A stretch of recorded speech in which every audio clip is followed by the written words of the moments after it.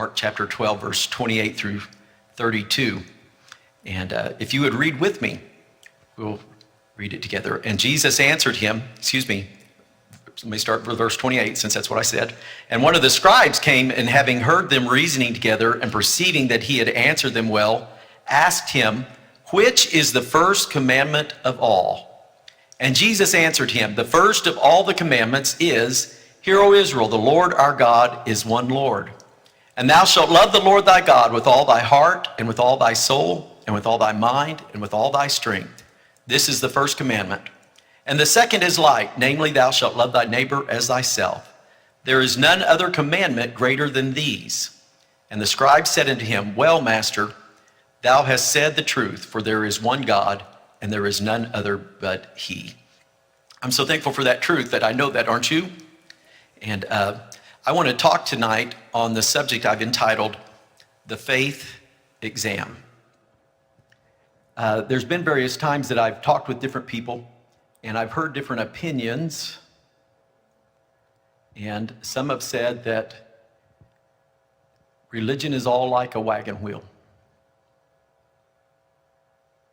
Has anybody ever heard that? A lot of spokes, but it's all going to the same place. Has anybody heard that? I've heard somebody say that every now and then. They'll say that. Well, I wish, probably for most of the people that believe that, I probably wish that it were true, but I don't believe the Bible supports that. And there's several verses of scripture that I would just want to share with you that if you have that view, you should consider. Jesus said in John chapter 14, verse 6, he said, I am the way, the truth, and the life. No man cometh unto the Father but by me. There's different times I've heard some big name preachers that have said, quoting from John chapter 10, that when Jesus said, other sheep have I which are not of this fold, that he was speaking of the Muslims and the Buddhists and the Hare Krishnas and different ones. And I beg to differ with them, because if you look at that very same chapter, the context of what Jesus is saying, in fact, let's just take a look there at the start of John chapter 10.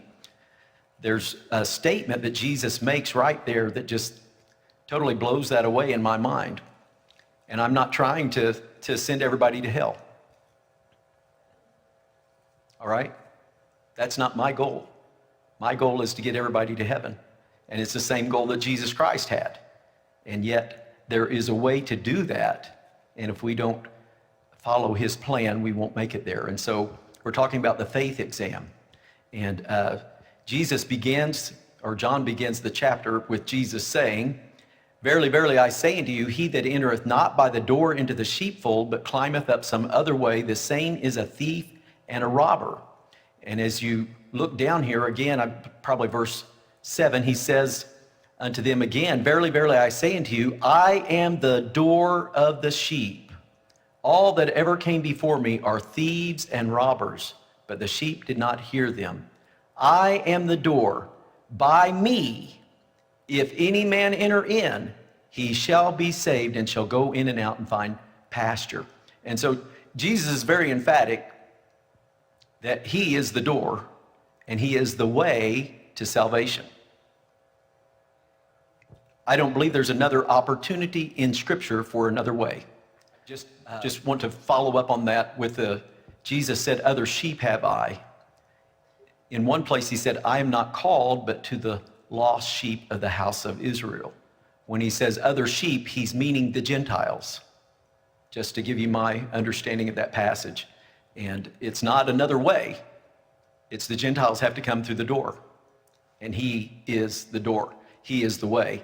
And so the Bible, to me, precludes any opportunity for a multiplicity of opportunities or options. Jude, in the 3rd verse of his book, he said that we must earnestly contend for the faith that was once delivered to the saints. If it was once delivered, how can it be changed? How can it be manipulated into something differently than what was originally delivered? There can only be that original faith.